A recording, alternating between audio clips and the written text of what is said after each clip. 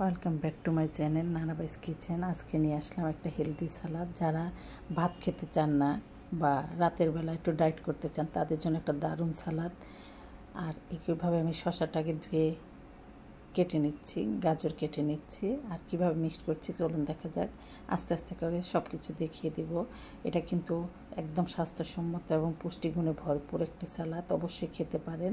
আর যারা করে খাবেন দেখবেন ট্রাই করে। আমি লেবু পাতা, পুদিনা পাতা সব একদম কুচি করে নিয়েছি। এখন আমি গাজর আর শসা একসাথে করে নিলাম, জিরার গুঁড়া দিয়ে দিলাম, বিট লবণ দিয়ে দিলাম, গোলমরিচের গুঁড়া, লবণ, তারপর চিনি একটু দিয়ে দিলাম, দিয়ে ধনেপাতা কুচি, লেবু পাতা কুচি, পুদিনা পাতা কুচি একসাথে করে দিয়ে টক দই মিক্সড করে দেব। সাথে আমি কাবলি যে ছোলাটা আদা সিদ্ধ করে রেখেছিলাম, এটা ফুল সিদ্ধ করে নেই, তারপর একটু চিনি ফ্লেক্স দিয়ে দিলাম। এখন মিক্সড করে নিচ্ছি।